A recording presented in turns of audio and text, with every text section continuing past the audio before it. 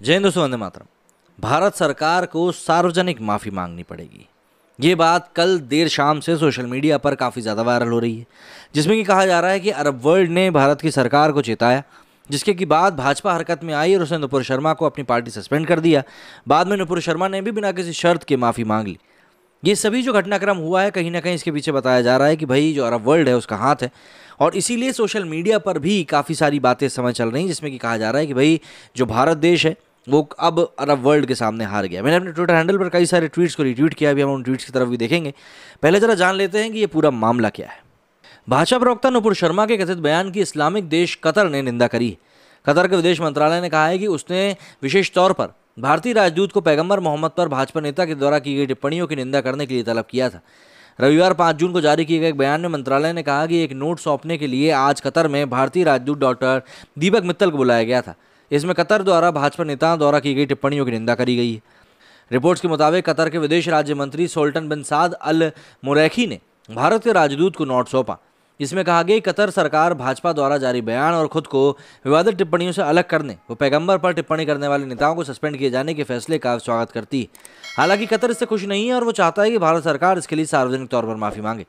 Qatar के विदेश मंत्रालय ने कहा कि कतर भारत सरकार से सार्वजनिक माफी और इन टिप्पणियों की तत्काल निंदा की उम्मीद कर रहा है, इस तरफ ध्यान आकर्षित करते हुए कि इस तरह की इस्लामोफोबिक टिप्पणियों को बिना सजा के जारी रखने की अनुमति देना मानवाधिकार की सुरक्षा के लिए गंभीर खतरा है और इससे आगे पूर्वाग्रह हो सकता है। यह हिंसा और नफरत के एक चक्र का निर्माण करेगी। यही नहीं, इस्लामिक देश ने एक तरह से धमकी देते हुए कहा कि इन अपमानजनक टिप्पणियों से धार्मिक घृणा को बढ़ावा मिलेगा और दुनिया भर के 2 अरब से अधिक मुस्लिम इससे नाराज होंगे।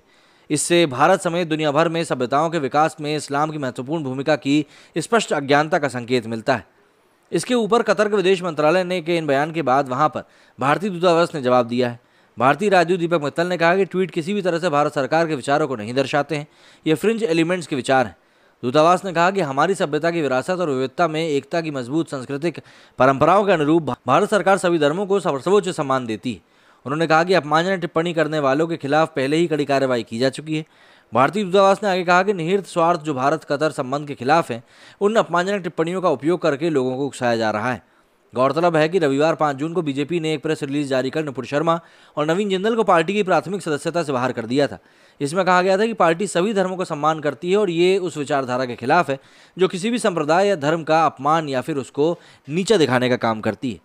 इन सब घटनाओं के बाद नुपुर शर्मा ने एक पोस्ट को शेयर करते हुए लिखा कि मैं पिछले कई दिनों से टीवी डिबेट पर जा रही थी, जहां मेरे आराध्य शिवजी का लगातार अपमान किया जा रहा था और मेरे सामने ये कहा जा रहा था कि वो शिवलिंग नहीं फव्वारा है और दिल्ली के हर फुटपाथ पर ऐसे शिवलिंग पाए जाते हैं, जाओ जाके पूजा कर। मेरे सामने बार बार इस तरह के से शिवजी का अपमान को मैं बर्दाश्त नहीं कर पाई और रोष में आकर मैंने कुछ कह दिया। अगर मेरे शब्दों से किसी की धार्मिक भावनाओं को ठेस पहुंची है तो मैं अपने शब्दों को वापस लेती हूँ। मेरी मंशा किसी को भी कष्ट पहुंचाने की नहीं रही थी। न्यूज एजेंसी पीटीआई के मुताबिक पार्टी से निकाले जाने के बाद बीजेपी के पूर्व नेता नवीन जिंदल ने कहा कि उनकी टिप्पणियों का इरादा किसी की धार्मिक भावनाओं को आहत करने का कभी भी नहीं था। इसके साथ ही जिंदल ने सोशल मीडिया के जरिए लोगों से उनका पता सार्वजनिक नहीं किए जाने की भी अपील करी। उन्होंने दावा किया कि उन्हें लगातार हत्या की धमकी मिल रही है। वहीं पूर्व बीजेपी नेता ने दिल्ली के पुलिस कमिश्नर और उपराज्यपाल से संज्ञान लेते हुए अनुरोध किया है। लेकिन जब से ये फैसला बीजेपी का निकलकर सामने आया, तब से कई सारे ऐसे भी बुद्धिजीवी लोग थे जो कि भाजपा के इस पूरे कदम को, जो कि है भी सही, कह रहे हैं कि भाई अरब के सामने भारत की सरकार झुक गई। सबसे पहले तो सौरभ भास्कर ने ट्वीट करते हुए लिखा कि मतलब सुधरना मत, अभी और भद्द पिटवानी है देश की इन लोगों को। यहाँ पर एक और ट्वीट को उन्होंने रिट्वीट करते हुए लिखा। आनंद रंगनाथन ने लिखा कि द इस्लामिस्ट ओनली आज द बीजेपी टू बेंड, मतलब इनको सिर्फ झुकने के लिए कहा गया था पर ये तो जमीन पर रेंगने लगे। विवेक रंजन अग्निहोत्री ने लिखा कि वंस अगेन अर्बन नक्सल वॉन, मतलब एक बार फिर से अर्बन नक्सल जीत गए। मैं नुपुर शर्मा के साथ खड़ा हूँ, it's time for you to change your handle, मतलब नुपुर शर्मा को ये कह रहे हैं कि अब आपको अपना हैंडल चेंज करके नुपुर शर्मा बीजेपी से नुपुर शर्मा दुर्गा कर लेना चाहिए। अमानुतुल्लाह खान ने भी इसको लेकर ट्वीट किया। ये लिखते हैं जो रब से न डरा, चलो कम से कम वो अरब से तो डरा। आप समझ ही सकते हैं इनका क्या मतलब है।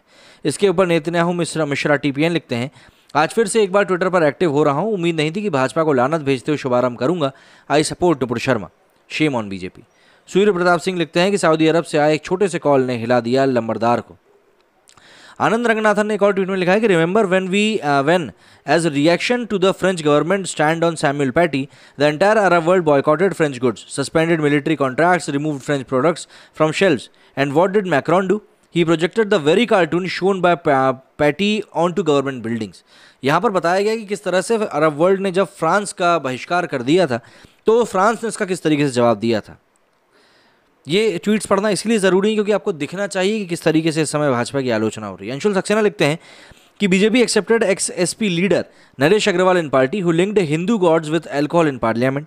BJP suspended Nupur Sharma and Naveen Jindal at a time when they and their families are facing life threats.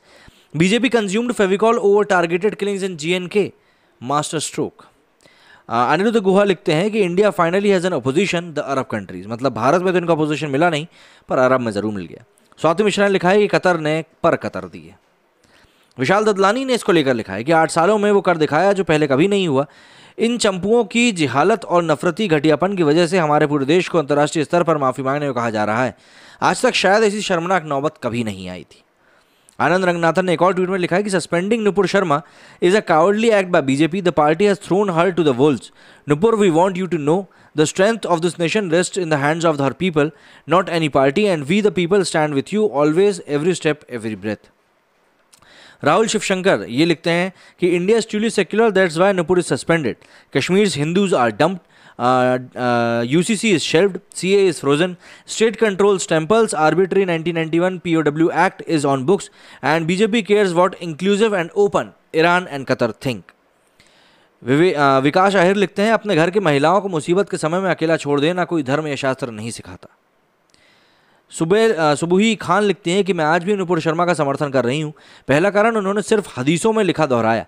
दूसरा कारण किसी इंसान को ईश निंदा के लिए दूसरे इंसान को सज़ा देने का कोई अधिकार नहीं है। गुस्ताख रसूल ख़त्म करना है तो पहले उन हदीसों को जलाओ जो हमारे पैगंबर का अपमान करती हैं।